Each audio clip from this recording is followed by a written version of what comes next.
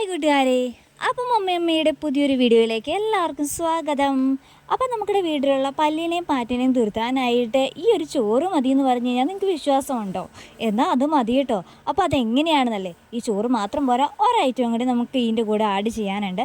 അതും നമ്മളുടെ എല്ലാവരുടെയും വീട്ടിൽ കാണുന്ന ഒരു ഐറ്റമാണ്. കാരണം പനി വരാത്തവരായിട്ട് ആരും തന്നെ കാണില്ലല്ലോ, വീട്ടിൽ ആർക്കെങ്കിലും പനി വരാത്തതായിട്ട് ഇരിക്കില്ല. അതുകൊണ്ട് തന്നെ പാരസിറ്റമോൾ എന്ന് പറയുന്നത് നമ്മുടെ വീട്ടിലെ സ്ഥിരം അതിഥിയല്ലേ. അപ്പോൾ ആ പാരസിറ്റമോളാണ് കേട്ടോ ഞാൻ എടുത്തേക്കുന്നത്. അത് ഒരെണ്ണം മതി, ഒരുപാടൊന്നും വേണ്ട കേട്ടോ. ഈ ഒരു പാരസിറ്റമോളും പിന്നെ ചോറും മാത്രം മതി. അപ്പോൾ അതിന് വേണ്ടിയിട്ട് നമുക്ക് ഈ പാരസിറ്റമോൾ നന്നായിട്ടൊന്ന് പൊടിച്ചെടുക്കണം. ഇതുപോലെയല്ല, നന്നായിട്ട് എന്തെങ്കിലും വെച്ചിട്ട് കടലാസിൽ വെച്ചിട്ടൊന്ന് പൊടിച്ചെടുക്കുക നന്നായിട്ട്. അതിനുശേഷം നമ്മുടെ ഈ ചോറിലേക്ക് ഒന്ന് മിക്സ് ചെയ്ത് കൊടുത്താൽ മതി. അപ്പോൾ ചോറ് ഇത് ഇത്രയും വേണമെന്നൊന്നുമില്ല കേട്ടോ, ഞാൻ വീഡിയോയ്ക്ക് ഒരു ഗുമ്മ് കിട്ടാൻ വേണ്ടി അത്രയും ചോറ് എടുത്തതാണ്. ഇതിന് പകുതി ചോറ് മതിയാകും. അതിലേക്ക് നമുക്കവിടെ പൊടിച്ച് വെച്ചേക്കുന്ന പാരസിറ്റമോളൊന്ന് ചേർത്തിട്ട് നന്നായിട്ടൊന്ന് മിക്സ് ചെയ്ത് യോജിപ്പിച്ച് കഴിഞ്ഞിട്ട് ഇതുപോലെ ഓരോ കുപ്പി അടപ്പുകളിലാക്കി എടുക്കുക കേട്ടോ. അപ്പോൾ എന്തെങ്കിലും ചെറിയ പാത്രത്തിലാക്കുക, അല്ലെങ്കിൽ എന്തെങ്കിലും കടലാസിൽ വെച്ചാലും മതി കേട്ടോ.